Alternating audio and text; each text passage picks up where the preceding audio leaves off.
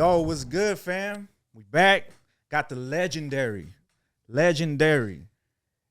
Texas in the house. Hey man, don't put too much sauce on the intro, because then people expectations like, oh shit. Man, come on, bro. You know you're the man, bro. Oh, thank you, bro. Man, hey. you been doing this shit for a minute, bro. You know what I mean? That's Chingo Bling, bro. And the Molly Kingpin. And look, the reason I got shades on, I'm not trying to flex on people like I'm the shit. But look, my boy, you know what I mean? I landed yesterday. We hung out, we shot the video, right. Mafia, you know what I'm saying, Doom. And we still went and had some tequila after this shit. Oh, no After shit. everything. Oh, did you? After mariscos, after everything, man. I was like, man, let me put some tequila on top of this seafood I got. Oh, so you guys started drinking after Yeah, that well, too? just a little. I sipped a little bit. Hey, okay. Can't go wrong with it. No wonder you took a while to text back this morning, man. Yeah. I was wondering too. I was like, man, I wonder if I'm you're up. a little hungover right now, man. Man, not really. I sipped it, but you know how it is, bro. Cool, when you man. get my age, you start worrying about hydration and rest, and Oh yeah, definitely. start nerding out. Once you start getting that age, bro, that's why you get the water. Stay away from the pop. You know what I'm saying? Yeah. The hydration. Magnesium. Hell yeah. Get the vitamins. You little lion's mane, little turkey tail. But yeah, man. But shit, good to be out here, man. Kansas City, much love. Hell yeah. Man. So how you? It's been a while since you've been here. Yeah. My boy was telling me I hadn't been out here since like 2019, right before the I'll call it the pandemic, but Yeah. I ain't finna just make it too controversial out the gate. Like, first of all, it's a scamdemic. Yeah. But yeah, that was a economic nuclear bomb. That was an economic bioweapon, and that's the reason I ain't been out here since, what is that, 5 years, bro. Unfortunately. Yeah. Because I started texting my wife this morning, and I'm like, hey, so we ain't been out here in a few years. Like, why did we stop coming? Right. Like, how the hell we just fall off on Kansas City like that? It's good to be back. But she's like, duh, you don't remember? Like, pandemic just threw off everything. But it's good to be back, man. So we picking up where we left off. Happy to have you back, bro. Thank you, Welcome dog. to the city, bro. You Thank know? you. It's always love right here for you, man. You know that. Yeah. That's cool, man. So you're in town for the comedy show. You Yes, do comedy sir. now, bro. Yeah, man. I've been focusing real heavy on the stand-up. This year makes 10 years doing stand-up. Damn, that's dope, bro. Thank you. So you went from the transition to the music to comedy. How does that feel, man? Is that a way different transition from being on stage rapping to now like thinking off tops like a fucking joke or Yeah. It's some things are similar, but a lot of things are different. So it's kind of a long story, but I was already getting real burnt out on the music side. Right. Just real frustrated with a lot of aspects of it. So comedy came into my life like perfect timing, right, where it was like just more my speed, where it's like, oh, I get to be, my silly self, you know what I mean? Yeah. I get to do the funny shit, make people feel good, make people laugh. It's still show business. You're still going city to city. The people that are showing up are people that mostly that been supporting me for years, and just different fans that I've made throughout the years, whether it's like man, I follow you from the Canelo skits, or man, once you started doing Theo Hoover and the Sancho stuff, or I've been down with you since, what did he say, 2002. You and Paul Wall had a freestyle on the thing, and it was this one mixtape. So we just been in the game, and it's been such a blessing to still be in it. And the comedy shows are fun, man. It's like a whole vibe. Like, you see a lot of couples, candlelight dinner. People had to get babysitters. It's like, it's an honor that people come celebrate birthdays, anniversaries with us.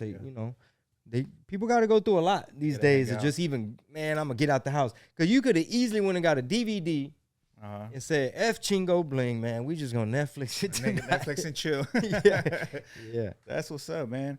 It's crazy though, because even when you came in the game, you know what I mean, as an artist, as a rapper, you always was funny as hell, bro. You was hilarious, bro. Like, you still always had me cracking up, even way back with What Did He Said, even the songs, the skits on there. You used to have me cracking up, Thank you, bro. yeah. Even with what's that song? The first video did with Bash and was it Y'all some little putitos. Yeah, some little jotitos. Got more wood in my Regal. Then them boys at Home Home Depot. Depot. Yeah. Chingo Bling, Culero, the number one freestylero. You might know me from El Grupo, Los Traileros. Hog the lane, swang and bang, Chingo Bling, piece and chain. Got a rooster on my back and under that it says my name. Little diamonds on my chain, big diamonds on my ring. Other one is on my pinky, crawling on some Twinkie Inky. Chingo Bling, I'm on fire, you can't stop me. You don't know, I just barely met your hoe, took her back to Mexico. Diamonds, platinum, how I shine. You don't want to see me pull out my nine. Cover your, what is that? Cover, man, I ain't done this shit so long. Cover your eyes, you want to go like. Nah, that's the classic right there too, man. Because I wanted to do stand up first. Uh-huh. Like I was telling my Uber driver this story the other day. We got to talking. So when I finished college in San Antonio, I didn't want spring break to be over. I didn't want to have to go get a regular job. So I was like, man, I got to just give this a shot because ain't nobody hiring me. My degree ain't meaning shit right now. Right. So I'm like, man, let me do this comedy thing, man. I used to watch a lot of stand-up growing up, you know, whether like Comic View, Eddie Murphy, stuff like that. So I moved back to Houston after San Antonio. I went straight to this comedy show. This like OG legend from Houston, Juan Villarreal. I had already seen him on BET Comic View. He's like hilarious. And I was just like, hey, man, I want to do this. Like, I'm here, bought a ticket, you know, but I want to pick your brain, show me the ropes. And he just started telling me, he's like, all right, well, shit, you for real? Okay, well, you know, this is how it works. And before I even had a chance to really follow up and pursue that dream, my music stuff started making some moves. So I'm like, all right, I need to figure out what I'm going to focus on. So it just seemed like the music thing was gonna be just like I could fall into that a little bit easier because I'm like, all right, I already been DJing. I used to record on a machine like similar to this, like back in the day, them Rollins, studio in the box type of thing. But anyway, long story short, man, I started pursuing the music thing, and then later, you know, 10, 12 years later, after just going through the grinder of just like being on the road, like you're just, you know what I mean, like just young, navigating everything that's coming, and just got burnt out, dog. Yeah. It's like, man, again, like, fuck, another year, like, damn, we gotta do this shit. Like, do you feel like you lost the love for it, like at one point? A little bit, and now when I do music, it's definitely for the love, like, you know what I mean? Like, I collab with people, like, I'm a fan of music. I'm a fan of artists. I love trying to show some game to the youngsters coming up. Yeah.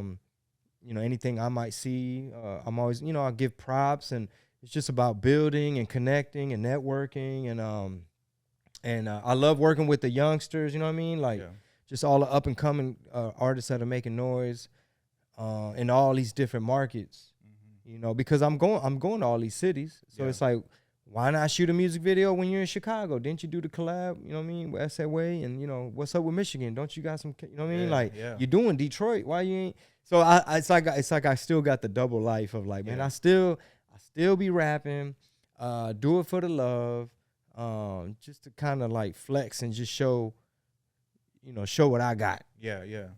And you could do it too, man. I mean, because technically you've been doing this. You know what I mean? You've been doing the comedy plus the music. And here you are, bro. Yeah, I still be dropping little singles, you know, popping my shit. Yeah. You know, having fun with it. Yeah. And then that way, you know, because I'm on social media heavy, so you still need those songs fresh, something relevant and fresh. You saying new stuff. You still doing shows. You're in these venues. Yeah. You're in front of these crowds. Had them play your music. Right. So anytime they come to the green room, like, hey, man, I'm the sound guy. What song you want to come up to? A lot of times it might be one of my songs. Right. Which is cool, but they're like, all right, okay. Such and such by me. Okay. Yeah, that's cool, man. Yeah. And you got to a point too, man, where you ended up having a Netflix special too. Mm-hmm. You got to that point, you already got a Netflix special. You got I've been on HBO, stuff like that. But you know, all that stuff's cool, man, but you'd be surprised, bro. Like, at least for me, you know, yes, you get props for some of that industry stuff, for some of those credits, but a lot of times, man, what people connect with, it might have just been a stupid reel you did, or somebody shared a TikTok, or you did a podcast interview. Like, you don't even know how someone's gonna discover you. I might do a song with a youngster. His fans looking me up. Man, who's Unc on the second verse? Who's Unc right here? Who's Theo right here, man? I gotta Google some of these words. What is this? And you know, man, that's why I had brought this up yesterday too, because I know we was around some youngsters too, and I kind of did it in a way too when I was like, man, this dude right here was on MTV popping trunk with Sway. They're like, what's MTV? Yeah, that's who's Sway? Like, who's Sway? Who's MTV? I was like, well, he had the tamales on Sway with Mike Jones and Slim Thug and Paul Wall. You know what I mean? And they probably are, man, because they're younger dudes. But at the same time, I'm sure they're gonna be like, hold up, you know? I'm like, this dude, you know, this dude, you did your work, bro. You've done. You got that name, bro. Your name got weight. That's what I'm trying to get at, man. And I feel at the end of the day, man, that you shouldn't, like, people should know that. You know what I'm saying? People should know. Thank you, bro. Who you are and Appreciate all the man, hit that yellow button. all the accolades, you know. My dog. and all He's saying some real shit. You know what I'm saying? He basically saying, man, get Chingo Bling his motherfucking flowers, dog. No, really, bro. I think you deserve your flowers because even in this era, right? I'm seeing. Hey man, I'm only semi-retired, dog. You acting like I'm all the way retired. Nah, man. I'm not saying that, bro. You get what I'm saying? But I feel like a lot of people, especially like the young crowd that's coming up, they really don't know like a lot of the history with Chingo to the point where you was popping trunk with Cleto. You know what I mean? Cowboy hat, boots. You know what I'm saying? With the swoosh. With the Jordan. Yeah, with the shorts. You know what I'm saying? And with the grill. Yeah. With the grill, yeah. So, in a sense, it's kind of like man, kids used to dress like you for Halloween, dog. You know, but my dude, he's been doing this shit. You know what I'm saying? Like, he's one of the pioneers of this shit, man. Especially with the Latinos and stuff, man. You know, you Lucky, you know, a lot, especially in Texas, man. You guys had this shit on lock. You know, I mean, even till here in Kansas City, you guys had a big impact here. You know. Texas had a huge impact here. You guys had you know, we had the Chopped and Screwed era, Swisher House, OG Ron C. Man, that's shout out to like Toothpick and like all the mom and pop record stores. That was just a golden era where like for example, my boys Les and Georgie, they have a store in Houston. It's like a boutique, like on some fashion shit, right? Yeah. They got like they'll drop exclusive stuff and Bum B will be there, Slim just random, you know. But the way they set up the store, it was like an homage to that era, where you literally walk in. It's like going through a time machine. Yeah. There's a section of their store where it reminds you of the stores like what Toothpick had. You might see like a little TV playing, a DVD of some chop. You see slabs and shit. Yeah. Paul Wall poster, Chameleonaire posters. Like there's a Chingo Bling DVD with Baby Bash. You know. That's crazy. So they set it up all like that. You might see my bobblehead, but. Yeah. But shout out to that era. And I feel what you were saying. Basically, like a lot of these youngsters may or may not know or they were probably in diapers. Some of them probably weren't even born. Right. But the cool thing about art is that you never know when somebody's gonna discover your stuff, bro. Like when people were doing, you know, Stax Records out of Memphis, you know, Otis Redding or whatever, like back in the day. Some kid in England is learning how to play guitar right now. He's going back. They're like, oh my God, like Muddy Waters. You know, I had no idea the Beatles were inspired by, you know, and they going down that fucking rabbit hole. Nah, you're right, bro. You're right. You're 100% right on that, man. Yeah, fucking, dude. Now, there was a point in time, bro, where you transitioned to a whole different person in the eyes of certain people, like your fan base. You get what I mean? Which part? All right. Where you started getting into politics. Okay, yeah. The controversy. You know? Yeah. I get it. Yeah. I get you. You know what I mean? I understand it. But for a while, you was catching a lot of heat. Yeah. No, I get it. People felt betrayed because they had a certain image of me. It's like, bro, you were literally, they can't deport us all. You had this whole movement. Your name just special. That was just a couple years ago.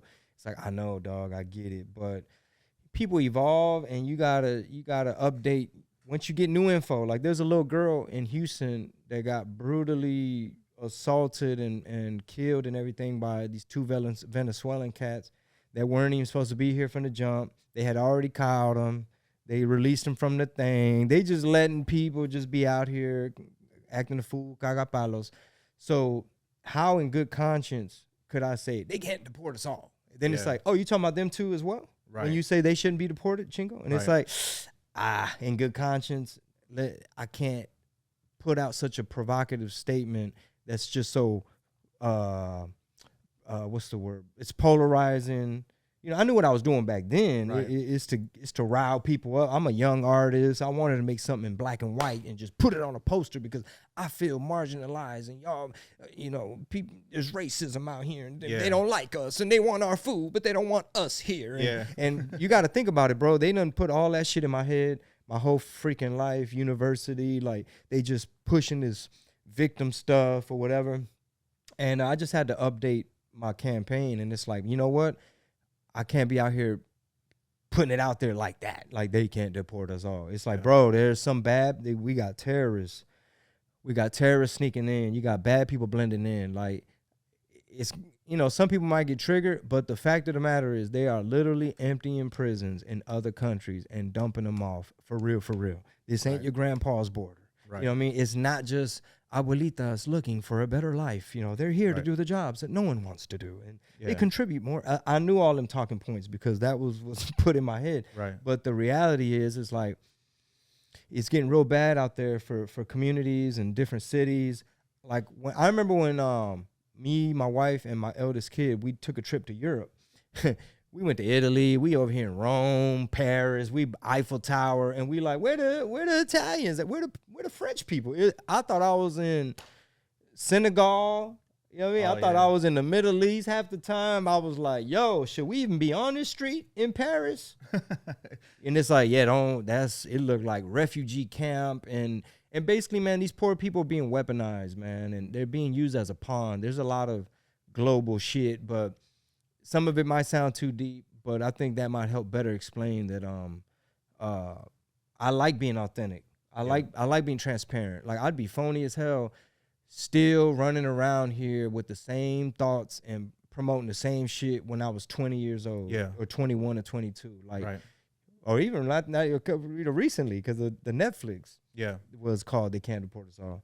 But once I started coming across different information, I was like, oh yeah, nah, I can't be just saying that. And I started expressing, you know, different things, and a lot of people did like it too. A lot of people did gravitate because shit, I'm 44, about to be 45. I got 3 kids. You know, everybody wants safe communities. Right. So not to get too political, but it's like a lot of these politicians full of shit, dog. They sending our money elsewhere.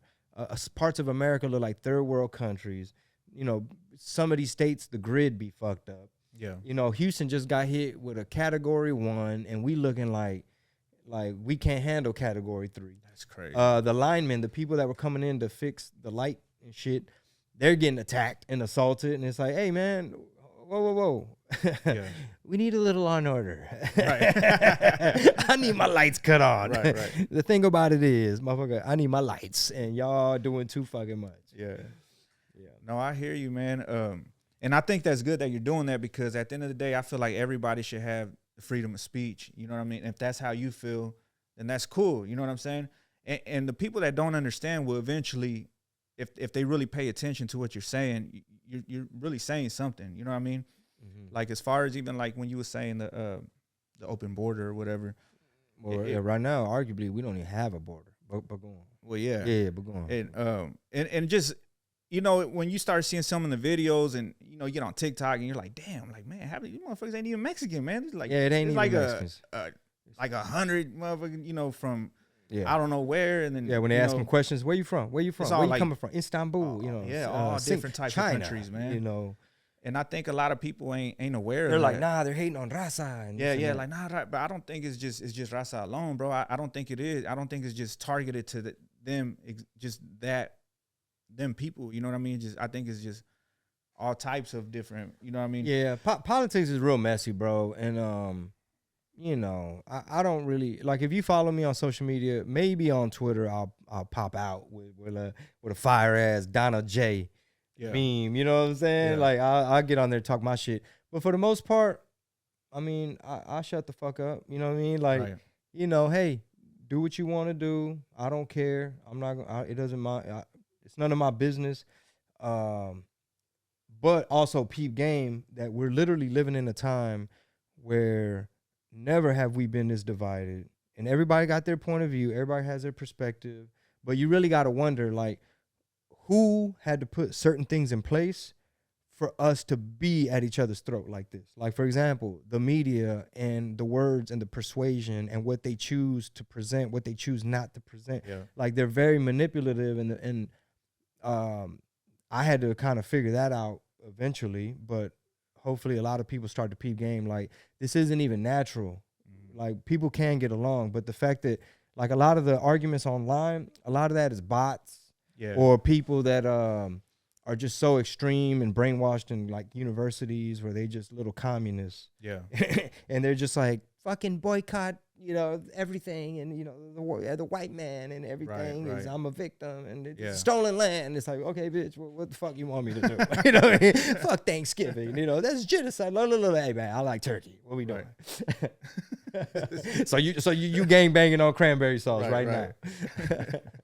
No, I hear you, man. No, you're right, man. I think the algorithms too would push out certain. I feel a lot like of brainwashing. Everything, brainwashing. So if you're on this side or this side, you're gonna have. You got to take whatever from each thing and don't really put too much energy into that, because at the end of the day, that's where the division really comes. Yeah. And at the end of the day, man, there's always something bigger. There's always. It's a whole chess game. It's a whole game. Yeah, opinions are getting assigned, and people don't even know. They just got an opinion. Like, yeah, I think this. It's like, okay, go back and figure out how'd you come up with that? Right. That's a good question. I think they said it on The View, and now I think that's my opinion now. I agree with them. It's like, okay, so you really ain't even thought of the other argument. No, right. I heard he was Hitler, and everybody that follows him is a racist Nazi, and you a coconut. And you hate yourself, and you hate immigrants. You know, you hate Latinos. It's like, well, when did I say that? Well, remember? He was like, what? Man, you got that a lot, huh? They was calling you a coconut and all types of stuff. Yeah, I embrace it though. I love coconut water now. You know? Everything coconut. What's my favorite scent? Everything, baby. Go get some coconut candles. Hey, you gotta embrace it, man. It is what it is. I mean, it's a tactic to bully you. Like, think about it. One whole political party can use that as a tool, so I can control somebody. Like, hey, I'm thinking about voting for B instead of A, and it's like, oh, why you hate your own? It's like, what? You know what I mean? It's like, why you anti-immigrant though? And it's like, hold on, I like immigrants, especially the legal ones that contribute and want to make us better. You know what I mean? Right. You know, and it's like, nah, why you racist? It's like, hold the fuck up, bro. I'm not even racist. Who said I was? Yeah. Yeah, it's like, because you support Kyle Rittenhouse. It's like, well, because he defended himself. He was, but you know, and it's just, you never gonna fucking win, dog. Yeah, that's the thing about it, though, man. You're gonna be against some shit. But I think eventually with time, dude, I'm sure you got people like throughout time was like, hey, man, I get you now. I understand. Like, there was a lot of that too. Have you gotten that? Yeah, there was a lot of that too. But at the end of the day, bro, like my stand up don't have nothing to do with that. You know, I might throw in a bar about inflation or some shit, but my raps don't really got nothing to do with that. You know, I'm just a comedian trying to make as many people laugh as possible, and it's just, you know, that's just a difficult space to even try to navigate. Yeah. You know, but it is what it is. But like I said before, man, like, I'm very, very happy being able to just be authentic and transparent. Like, I'm not out here tap dancing, trying to make it seem like, you know, trying to just, you know, I don't know, put out a certain thing, and it's like, try to push a certain agenda. Yeah, but really, he worried about his taxes or whatever. Yeah. Nah, I get you, man. Man, switching it back to the music, bro. Did you ever get to meet Pimp C? Oh yeah, man. You did? Yeah. Oh, dope, man. Yeah, that was a cool meeting. Number one, he's my favorite rapper, number one. So that was like on some starstruck shit. And I think we were backstage. Well, the first time I met him briefly, it was that Source Magazine photo shoot. Yeah. But it wasn't like a for real. It was too much shit going on. And then another time backstage, I think we were on the same lineup in Phoenix.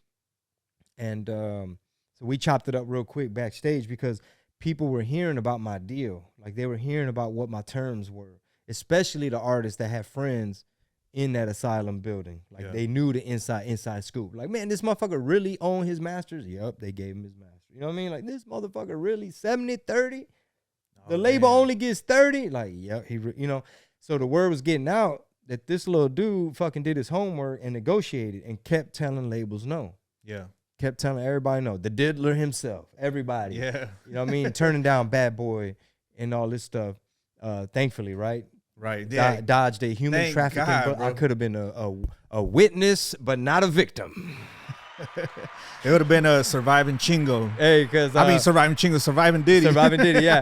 Hey, because some of these artists, man, you know, they was out here, you know what I mean, taking shortcuts, signing stuff, getting all that good exposure. Now you wondering, like, did they flip his switch? Yeah. Did they knock the milk out his latte? Like, somebody flipped that man's ladle like that. You was at the party drinking out the wrong champagne. Whenever you met Diddy back then, did he give you any type of weird vibes, or you know, now that you think back in retrospect, you know? No, that's a good question because I have a whole joke about it where I tell the story, but yeah, that's a good question because you got to look back and reassess everything. Like, did he say anything like, man, pull your rooster out? And it's like, what? It's like, no, Cleto, you know? Oh, Cleto. Show them your boots. What does that mean? Nah, the fans, they want to see your boots. Right. Nah, but it was like one little thing where we had met up before that white party, All-Star Weekend, right, in Houston. That was like the first time we were gonna go to one, like a bad boy party. It wasn't that kind. This was open to the public. It wasn't a Diddy. I'm throwing people. Yeah, I'm like, no, I'm at the one. Young Jeezy was at the one I was at. Like, you know what I'm saying? Straight gangster style.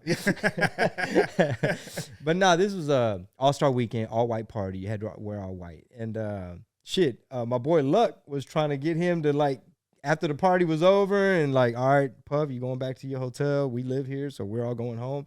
You know, this is back when Luck was, you know, we was still out there. So Luck might have had a couple drinks and he's like, man, tell Puff, hey man, Diddy, man, we going to the other spot, you know, after this. And I'm like, is this really happening, bro? Like, we trying to like take Diddy to the strip club right now? But no, it was this one thing where we're up there, TV's on. I think Tom Cruise is on like Entertainment Tonight or something. He's over there about to get ready so we can go to the party finally. And I mumbled some shit about Tom Cruise. And he heard it and like he kind of stopped his combo, like, because I was like, man, this motherfucker ain't fooling nobody. Like, I said some shit about Tom Cruise. Yeah. And then he was like, and later it was like, man, I wonder what, like why he like was like that shit caught his ear, I guess. But nah, not really, dog. Really, man, I had to like cram and figure out what I was gonna do about this contract. Yeah. You know what I mean? Like, okay, think about it, man. Like, you're in a starstruck situation where you're already a youngster. You don't even really know yourself all the way, right? So you don't even know really fully what you're trying to get out of this game. Like, it's one of those where it's like, do I hesitate and the window of opportunity closes? Like, I'm telling these labels no, but then, you know, it might come to a point where shit, you done told all of them no. Now there's no deals on the table. Yeah. Like, yeah. Did you ever contemplate like, man, maybe it'll be good for me. You know, he's gonna offer you maybe fucking MTV, BET, or you know what I mean? Because at the time it'll probably kick you up to mainstream. You know. Well, yeah. Think about it, bro. Like, he had like 4 TV shows on MTV at the time, and everybody on those shows was famous. Even the dude holding the umbrella, people having to run and get cheesecake. Yeah. Like, everybody got known off of those shows, and it wasn't in the contract, but he said it verbal, which that shit might not hold water. It's like, I could put you on TV next week. That's like, 2 whole different like, things, though. You for know, shit show. Exactly. Yeah. It ain't even in the paper. But honestly, it was a lot of things that really made me like, damn, do I not?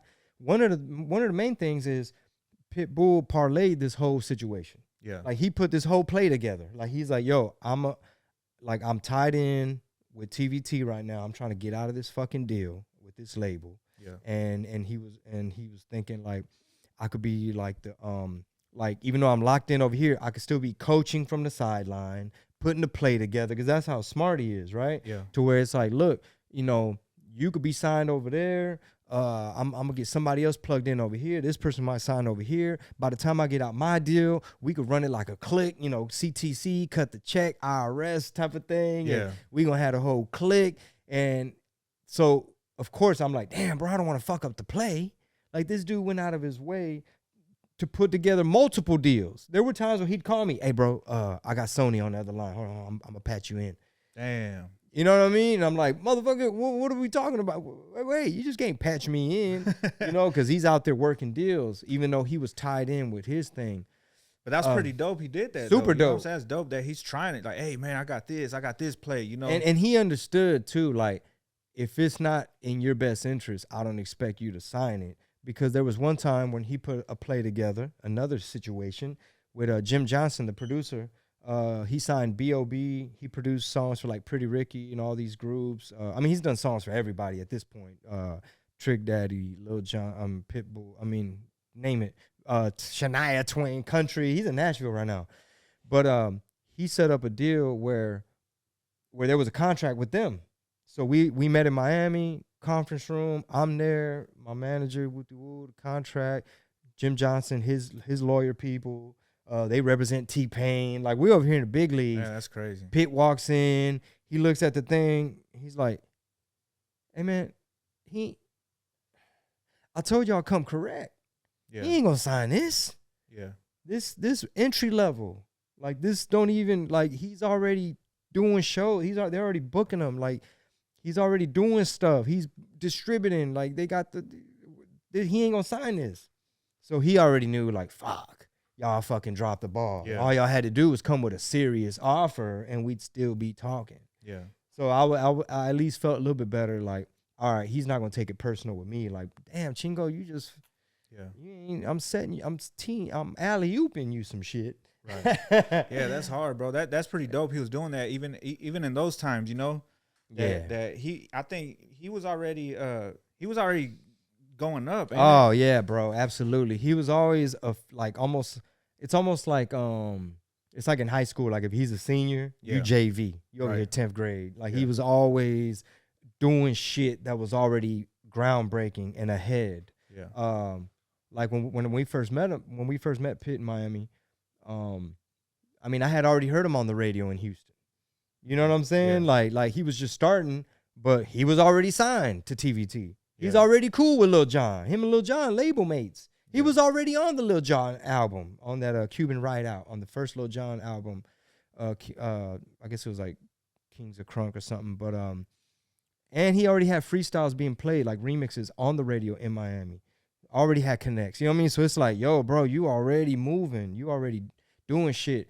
So I remember one time there was this big DJ artist convention in Puerto Rico called Mix Show Power Summit. Like, everybody was there. All the labels, all the DJs, like radio people. Like when Kanye says, Puerto Rico 3 days, Poly with the DJs, now my shit in replay. All that really happened.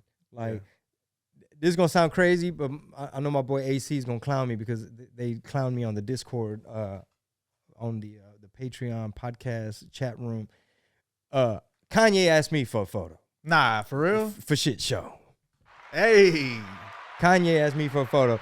This is so trippy because he was just an up-and-coming producer, new artist. Like, he was just like the little peon under Rockefeller. It's like, man, this is Jay-Z's label. He got these Philly rappers, and you just make beats, and you wear polos. Don't nobody even take you serious type of thing. Like, he was just starting. He might have had a single out, maybe. And like I said, it was a lot of artists out there. Pitt was already there as an artist. I snuck in through my homeboy that's a DJ at the radio station. Like, I technically wasn't even supposed to be there. Yeah. My boy Crisco Kid, Crisco Kid, he worked for the station. So he was there as a DJ. He's like, hey bro, I'm gonna put you down. I think you should really be there. I'm just gonna say you like work for the station. Like, I'm putting your name in, you coming. Yeah. Puerto Rico. So anyway, so we bump into Kanye. We bump into a lot of people. We bump into Kanye. He's like, yo, you Chingo Bling? I was like, yeah. He said, let me get a picture real quick. And he was with the dude. He was with the dude that had the camera that did the Netflix shit. Oh, so when we saw the Netflix, I was like, bro, please show me in the background somewhere. We ran into Exhibit out there at that conference thing. And from afar, it was like a resort. So from afar, exhibit. Him and his boys are clowning. They're like, ha, they're like, look at that motherfucker over there. Look like Chingo Bling. And I was like, what's up, dog? Like, it's me. And he's like, you Chingo Bling for real? And then they walked up. That's and crazy. I met Jeezy out there, and he was already icy, had his bandana. He was already on the snowman shit. But the mixtapes, like the Trapper Die hadn't came out. The Gangster Grills hadn't came out. He hadn't blown up outside of Atlanta. So I'm sitting there talking to this dude. Yeah. Right? And he's like, so I'm like, yeah, so what, you signed? You out here trying to get a deal? You from Atlanta? Like, so what's your thing? With Jeezy? Young Jeezy? Yeah, Young Jeezy. He's like, yeah, I got 2 record deals. I'm like, what? He's like, I'm in a group under Bad Boy, and I got my solo under Def Jam. And I'm like, who the fuck are you, dog? Shut the fuck up. You got 2 record deals, solo and a group? Like, whatever. Obviously, soon thereafter, probably by the time I got home, the fucking mixtapes were fucking circulating. I was like, oh, that's the guy. I'm a huge fan. This Jeezy shit goes hard as fuck. And then later at that All-Star Weekend party, Puff is like, well, fuck that dude. We now find out he's a piece of shit, right? Back then it was Puff. Yeah. Now it's Sean Combs, the fucking human trafficking ass, woman beating piece of shit, trying to corrupt every goddamn body.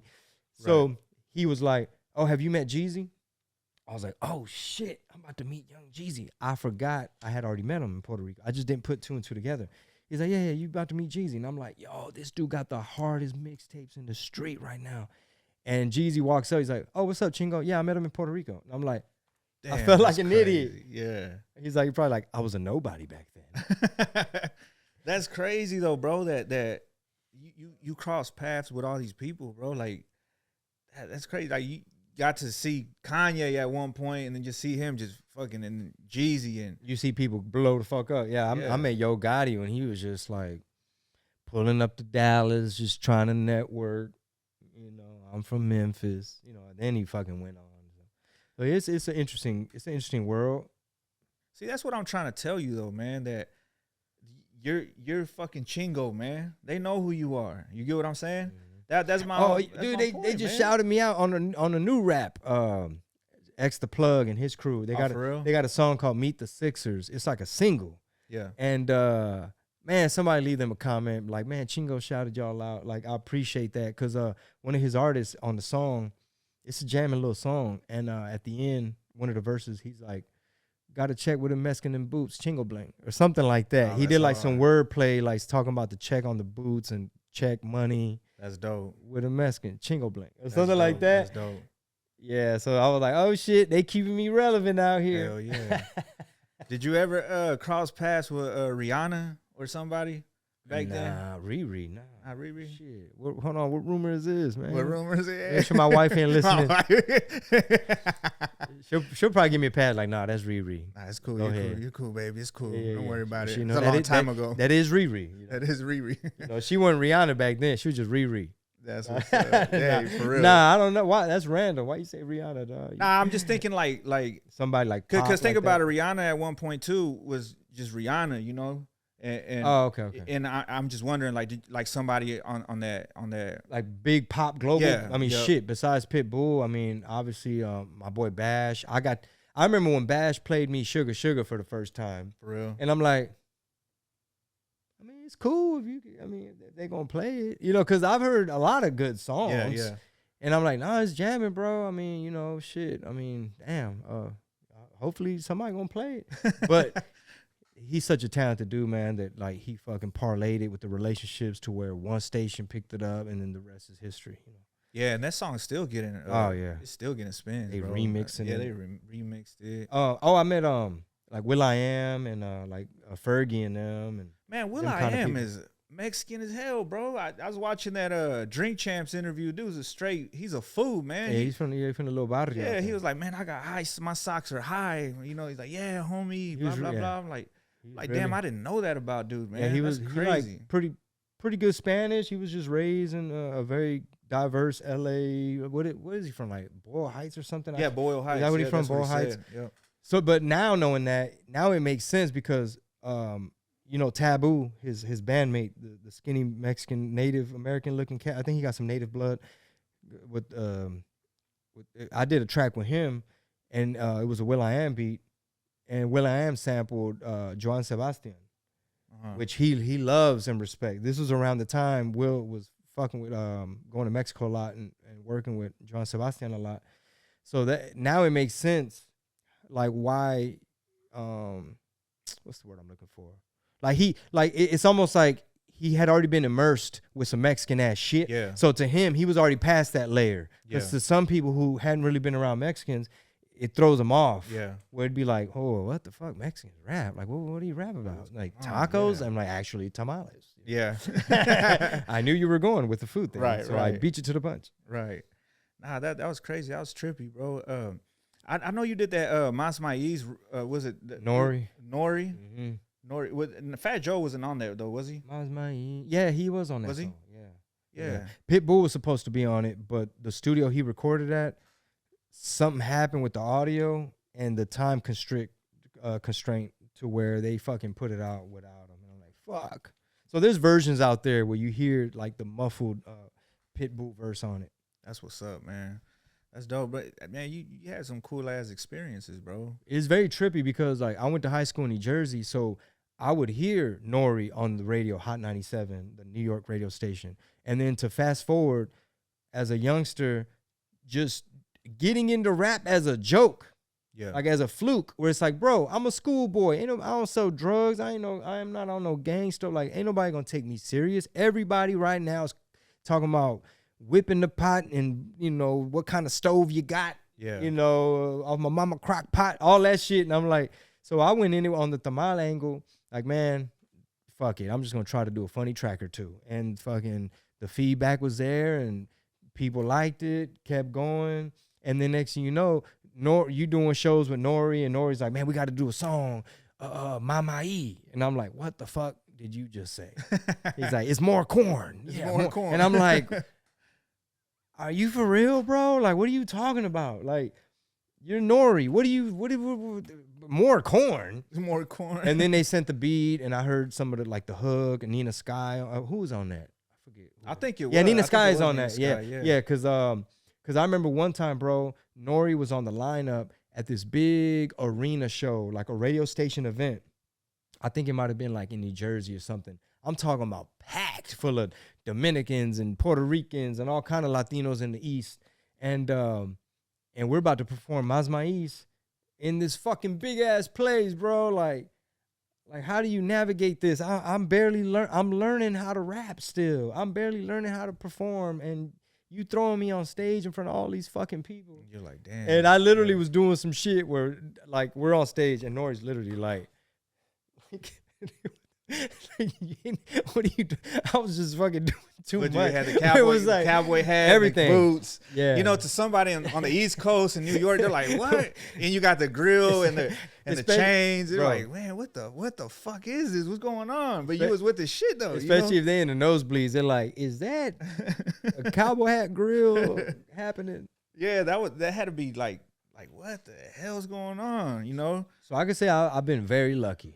Yeah. Very lucky. Just by the skin of my chinny chin, somehow, some way, like the only Mexican in that Source magazine cover thing that will fold out when Houston was on fire. And, you know, you got Jay Prince, the OG, boom, Mike Jones, Slim, Zero, Pimp C, Bun. You got all these people, Paul, Cam. And then they called us and they like, hey, we want Chingo included. It's like, that's hard, bro. What? Yeah, I remember at that time when that Source came out, bro, I was like, man, you know what I'm saying? For you being the Mexican on there. And at the time, Houston was on fire. I'm saying, like, for that era, you know, with the Still Tipping era and all that, and to see you alongside with Pimp C. Pimp C was on it, right? Yeah, he was Pimp C, and that, I mean, you know, that was hard, bro. I'm like, super. Ooh, man, that's dope. They did a great job, bro. I mean, just the whole concept, like, we're at Jay Prince's ranch. You know, they gave it that, like, Wild West old look to it, and everything was dope about it. That's dope, man.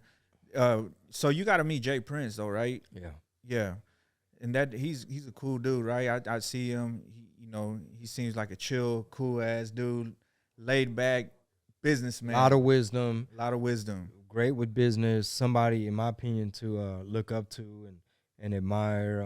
His book is amazing. The Art and Science of Respect. Amazing story, like his whole life. Like think about it, bro.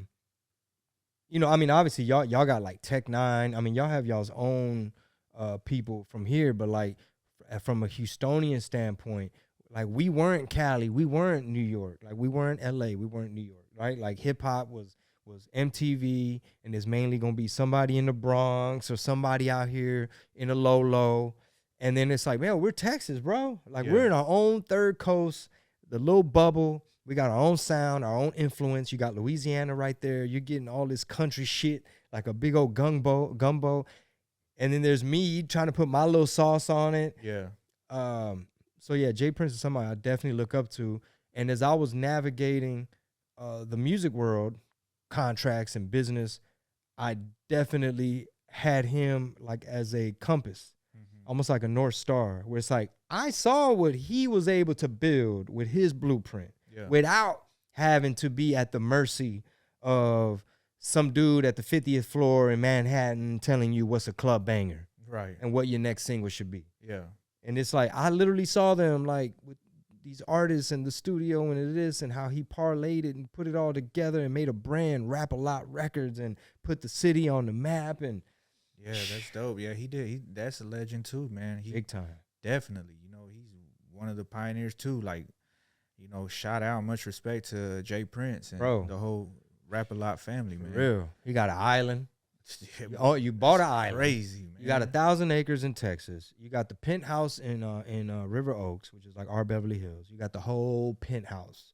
That's got to be a few million just right there. You got the compound, you know, which is like their headquarters, where they were getting harassed by like rogue agents of the motherfucking.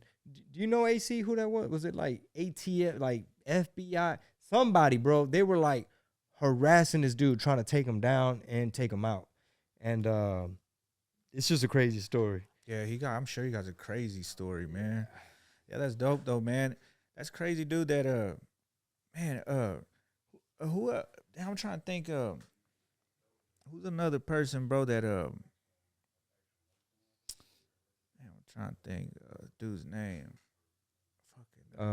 Music business people. Yeah, music.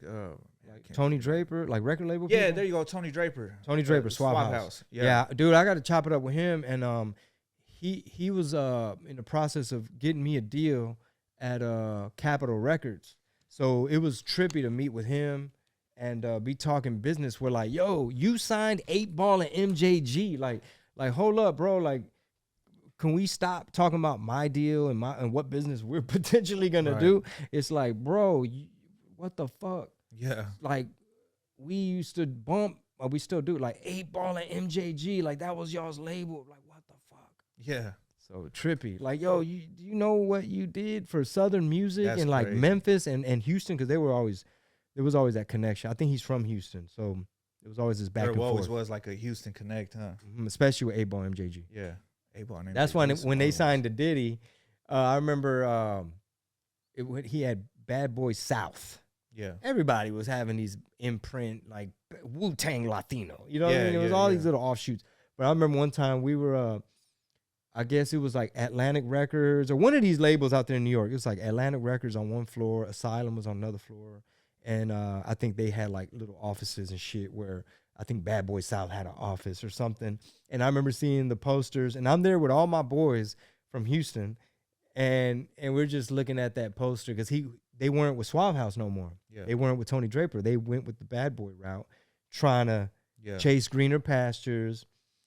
And we remember just talking shit. Like, man, y'all better fucking do y'all's job on this project. Like, don't, because we always had that chip on our shoulder. Like, you New York motherfuckers think we're country bumpkins. Yeah. Y'all think we slow and dumb. Yeah. And y'all think y'all know every goddamn thing because Pimp C was putting it out there like, and we ain't tired of being, y'all say we ain't hip hop, well, we don't want to be down with you. Yeah. You know what I mean? Fuck you. We don't want to be hip hop. These country rap tunes. Like these country rap tunes. Put your shit on one side of the stove. Yeah. Put our shit on the other side of the stove. See who sell our furs. That's why I love I love Pimp C, bro, Hell because yeah. I feel like even in this era, bro, we needed the Pimp C. You know, we needed Pimp C to be like, he was so outspoken on certain. He did not. He give called a it. Fuck, man. He He was would say how it was, man. He was warning people. Look at all the stuff now. All these boy rappers with the, you know, I want to nails be wearing painted. girl clothes and blah blah blah. Dog, if Pimp saw all the purses, if Pimp saw Rolling Loud, motherfucking Coachella, or some shit, Yeah. he'd be like, Ollie boy with the fingernail, man.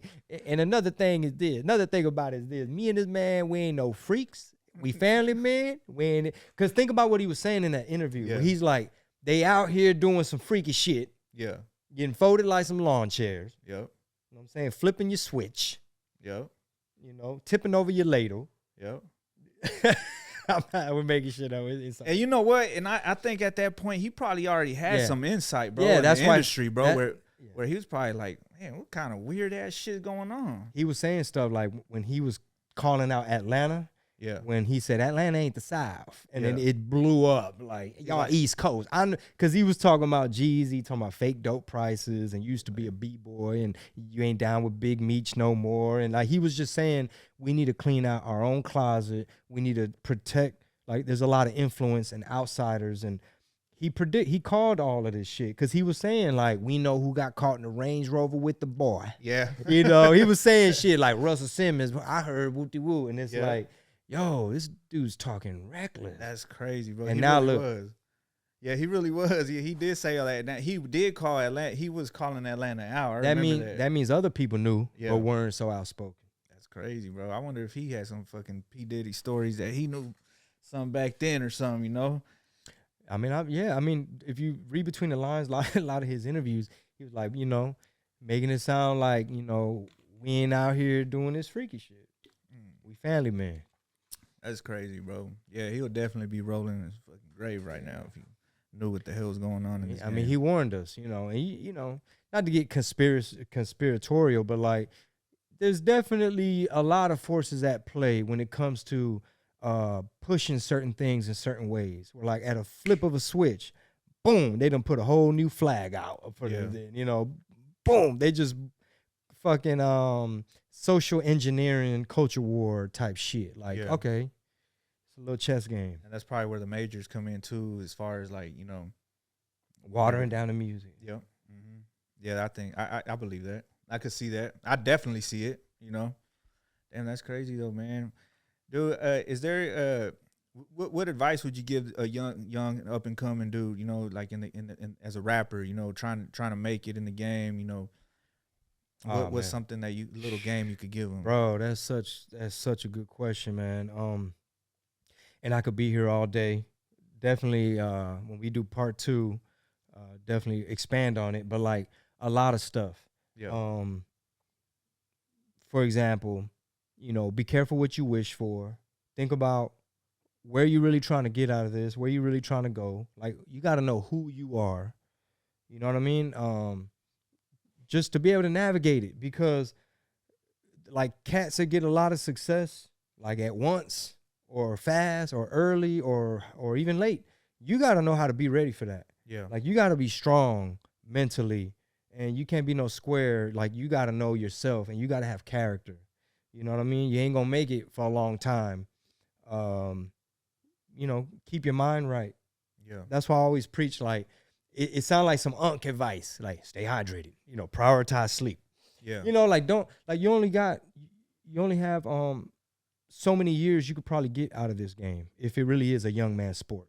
Mm-hmm. So don't get beat up on the road, letting the road do you, meaning like you're not taking care of yourself type of shit. Yeah. Like, pick up a hobby. You know what I mean? I recommend martial arts, you know, of some sort. Hey, pick up boxing, jiu-jitsu, something that, you know, we're men, you know what I mean? You got to go through hard shit. You got to challenge yourself. You got to grow. You got to evolve. You have to be authentic. Yeah. You got to be authentic, because it's going to be hard to sustain time and time again. Like, how you going to stay original? How you going to stay creative if you're not even doing you? Yeah. So yeah, definitely, you know, think about what you want to get out of it. Really learn the business side. Anytime you could pivot, because right now with the art and music, they've cheapened it. These Spotify's and them, they tell you what they're gonna pay you. Yeah. They'll switch the equation on your ass. Mm-hmm. Matter of fact, update, get the memo. I don't know if y'all heard, but y'all at a different rate. Yeah. You know what I mean? They're doing business off of your content, so you got to really know, how do I pull a burner? Yeah. And have a music fan base and put out good music, but also I got this weed brand. Yeah. With the clothing offshoot, with the dispensaries, with the licensing, with, you know what I mean, the intellectual property, motherfucker, those are my seeds. Yeah. You know what I mean? They out here bootlegging the carts. Yeah. You know, is that a real cookie sweater? Is it not? You know, it's like, damn, you done built this whole thing. And that's why I always highly recommend to don't always look at it head on. Yeah. Like this whole game, bro, you got to be asymmetrical with it. You got to be, it's pivot, pivot, pivot, pivot. You know, because a lot of motherfuckers could rap. Yeah. It's a whole lot of talent out there. Now, boom, you could record some shit off your phone on an app, mix it off a computer with bootleg software, upload it off your neighbor's internet. Yeah, you definitely can, bro. Shoot the video with your phone. Yeah. You really, it's all right there. That the dude, 310 Baby, I think, the song that's on the radio, they say he recorded that whole song off an iPhone. And he was still in high school. He just graduated like in May, and he got a platinum single. I'm like, that's crazy. He did it on his phone, like all on his phone. Just recorded on the phone, did it on the phone. So anything is possible at the end of the day. You know what I mean? Especially now we have all the tools. You know what I mean? Now the AI coming. Oh, AI is crazy. AI coming. That's a whole different ball game too. Oh yeah, AI coming. They're gonna have NC Robot on your ass.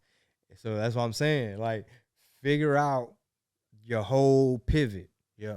You know, what you really trying to do, what you really trying to get out of the game, because you can't just, I mean, like, there's exceptions, right? Some people can really just like, nah, I'm just that dope with my artistry and I ain't got to do, you know, I can still have mystique and I ain't got to go live. And, you know, I don't have to promote my show. And it's like, okay, cool. Congratulations, fucking, you know, Justin Bieber. But now that's real. But shit, man, yeah, it's crazy, dude. Here we are in 2024, though. Yeah, family man. What about the bun, man? Have you crossed paths with Bun B? Like, have you tried his Trill Burger yet? You know what, man? I have not tried Trill Burger yet because it's always a line. Yeah. And in a perfect world, because it's hot in Houston, man. In a perfect world, I would love to, like, you know what I mean? Like, know a good time to pull up. You know what I mean? Like, can I cut the line, basically? Yeah. But nah, man, that's a great example. What he did with the Trill Burgers is a great example of, like, taking your brand from the music, something that they had a lot of ups and downs in the music game, dealing with Jive Records and stuff like that. So to be able to pivot and parlay that, like, I mean, y'all have seen the stories and the quotes where he says, like, shit, you know, I'm at these music festivals, not even for music. Yeah. You know? So, yeah, that's exactly what I meant about, like, you got to always think about it from different angles. Different angles, yeah. You got to have, like, something that, if you're rapping, you got to have something else that comes along with it, you know? Even if it is, like, I think, like, your merch or, you know what I mean? But turn it into a clothing line or something, you know? Or, you know, just have something going, like something else going too while you're doing it, because it could build with your music too. Yeah. And I think that's what Burner did, dude. Burner, I don't think he was really a rapper like that either. I think he started selling weed and rapping, and he's like, fuck it, I could, you know, I could do both at the same time. So I can meet this artist, and you know, here you go, I got this, I got some fire ass tree, and that was his business card basically. Yeah, so, parlayed it. So yeah. Yep, for sure. Yeah, man. Dude, so you ready for tonight? Yeah, man. I'm excited, man. We're going city to city, trying to make as many people laugh as possible. I love this city, man. I got extended, like, far off relatives from way back on my dad's side from out here, and you know, can't wait to come back. Even though shit, I ain't even did the show yet, but it's like, damn, like we gotta make it sooner. So yeah, definitely want to build it up into one of my, like, big markets, my main markets, where it's like, oh, Chingo's good in KC. You know what I mean? Yeah. Like, the people gonna know, they're gonna show out. They know it's gonna be a fire show.